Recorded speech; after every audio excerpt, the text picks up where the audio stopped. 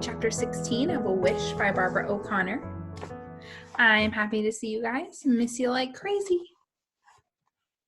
Guess what? Bertha said when I got home. She reached into the pocket of her apron and pulled out an envelope. You got a letter from your daddy.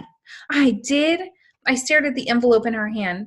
That was Scrappy's handwriting, all right, giant, wiggly printing, just like a first grader wrote it. I put Wishbone's leash on and took him out front. I sat in Gus's lawn chair by the garden and stared down at that envelope. Miss Charlie Reese. If Mama had sent me a letter, which she never would, she would have written Miss Charlemagne Reese to aggravate me. Then she would probably tell me the goodbye because she was starting her new life without me. I studied that envelope some more. Wake County Correctional Center was printed in the corner. Well, now, that didn't sound nearly as bad as county jail. I think folks in the county jail have to stay for a long time, but if Scrappy was just getting corrected, maybe that wouldn't take too long. I sniffed the envelope to see if I could smell his aftershave, but I couldn't. I took out the folded notebook paper and smoothed it on my lap. Dear Charlie, it's your old Scrappy Pappy here saying hello and how are you? I am fine. This place is okay except for the lumpy gravy and the lousy pillow. Jackie came to visit and brought me some Hershey's bars and toothpaste.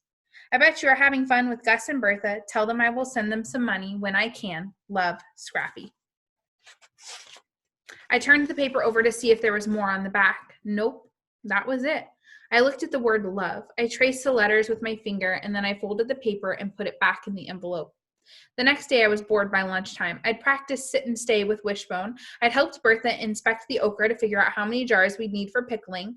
I'd looked for 4-leaf clovers over by the back porch, but I didn't even find one. And then I'd shared my peanut butter sandwich with Wishbone, and that was it. Nothing else to do. So I figured I'd ride Lenny's bike down to Howard's. I hooked Wishbone's leash to the handlebars, and off we went. When I got there, the Odoms' house was buzzing like a beehive. Cotton was making something with sticks and rocks in a small square of shade next to the porch. Burl and Lenny were over in the driveway peering at the engine of Burl's motorcycle, and every now and then, one of them would bang on something with a wrench. Dwight was tossing a basketball into the hoop on the streetlight pole at the edge of the yard, and Howard, I couldn't believe what he was doing, a crossword puzzle? Sitting on that ratty couch on the porch doing a crossword puzzle. What kind of kid does that on the first day of summer? Hey, he said, adjusting his glasses. Wishbone jumped on the couch next to him and flopped over on his side, panting. Hey, I lifted the hair off the back of my neck and fanned myself. It sure is hot, I said. Want to study for Bible detective? I almost said, are you nuts? But for once, I managed to keep my thoughts to myself, and I said, no, not really. I'll give you some of my Bible bucks, he said. I shook my head. That's okay. Then what do you want to do? I shrugged. I got a letter from Scrappy, I said. Howard sat up straight. You did?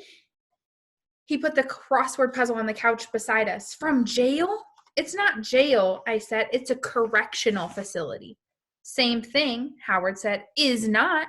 I'm pretty sure it is. It is not, I said so loud. Wishbone's head shot up and he looked at me like I was crazy. Pineapple, pineapple, pineapple. I did not want to get mad at Howard on the first day of summer. I must admit that even though me and Howard hadn't known each other very long, he could read me like a book. I could tell he knew I was wrestling with that temper of mine again because he changed the subject and said, well, that's good that you got a letter. He scratched Wishbone behind the ear. What did he say?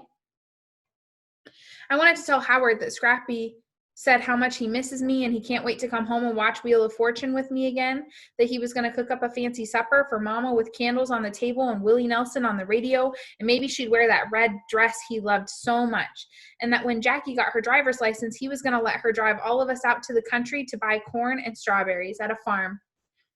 Then we'd go home and have barbecue out in the yard, and we might even hold hands and say the blessing like Howard's family did, but I didn't tell him any of that. I told him the truth. He said they have lumpy gravy and lousy pillows. I said, that's too bad. I almost told him that Scrappy signed the letter with the word love, but then that would probably sound dumb to a boy who gets loved so much every day of his life.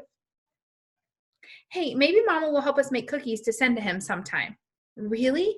Sure, Howard said. Want to go down to the creek? Okay. So me and Howard and Wishbone went behind the garage and followed the narrow trail that snaked through the cool, damp woods. I loved the earthy, mossy smell of the air and the soft tickle of the ferns that bowed down along the edges of the path. Wishbone trotted beside me, stopping every now and then to sniff at a tree or a root around a pile of rotten leaves. I wonder if he had been on this trail before. I bet he knew these woods better than anybody. Maybe he'd even slept under these very trees. I wanted to take his leash off and let him run free, but I was scared.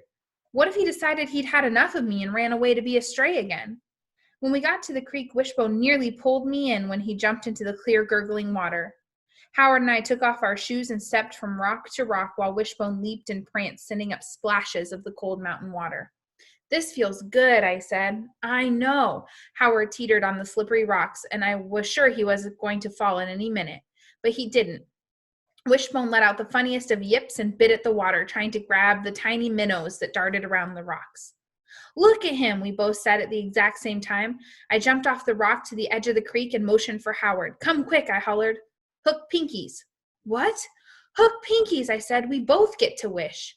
We do? I nodded. If two people say the same thing at the exact same time, they hook pinkies and make a wish. Jackie taught me that. So Howard jumped to the edge of the creek and we hooked pinkies. I closed my eyes and made my wish. Did you make a wish? I asked. No. Why not? He stooped to swish his hand in the water, making the minnow scurry away. I don't really have anything to wish for. I shook my head. How could anybody not have anything to wish for? I mean, even if you just wished you didn't have a wart on your thumb or that you didn't have to eat oatmeal for breakfast, it seemed to me like you could think of something to wish for. Oh, good grief, Howard, I said. There must be something. Well, actually, there is something I could wish for, he said. So he hooked pinkies again, and Howard closed his eyes. Did you make a wish, I asked. Yep. I bet I know what it is. I can't tell you or it won't come true. No, you can't tell, I said, but I can. It doesn't matter if I tell. I didn't know for sure if that was true, but I think it probably was. Just don't say whether I'm right or not, I said. Okay.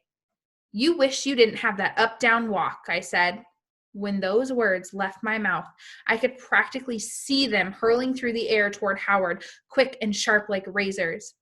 Howard's face turned pale as a ghost and his eyes flicked to the ground. What had I done? Why had I said that? More than anything, I wanted to take those sharp words back, but I knew I couldn't. Suddenly, it felt like everything was frozen in time, just stopped, cold, dead still, like the creek water stopped flowing and the birds stopped chirping, like the clouds above us stopped floating over the mountaintops. Even Wishbone stood still as a statue beside me. Then Howard broke through that frozen curtain of time by grabbing his shoes and heading off up the path toward his house, leaving me standing there ashamed and heavy-hearted. I sat on the edge of the creek and held myself a pity party. That's what Jackie calls it when I feel sorry for myself. For heaven's sake, Charlie, she says, stop having such a pity party. But I couldn't help it. Why had I gone and said something so mean to the only kid in Colby who was nice to me? The kid who wanted to give me some of his Bible bucks and send cookies to Scrappy. The kid who let me share my troubles with him. I pictured my clotheslines full of troubles and saw myself pinning another one. I stayed there by the creek, wallowing in my pity, thinking about how this day had turned out so bad. But then things suddenly went from bad to worse. A tiny striped chipmunk darted out from one of the rotten logs beside the creek, and Wishbone bolted after it, yanking the leash right out of my hand. And before I could even get myself off the ground, he had disappeared into the woods. And that's the end of chapter 16. All right, my friends, what do you think is going to happen next for Charlie? Do you think her and Howard are going to manage to be friends? Do you think Howard will forgive her? All right, friends, stay kind, stay patient, practice good social distancing, and I will see you next time. Bye.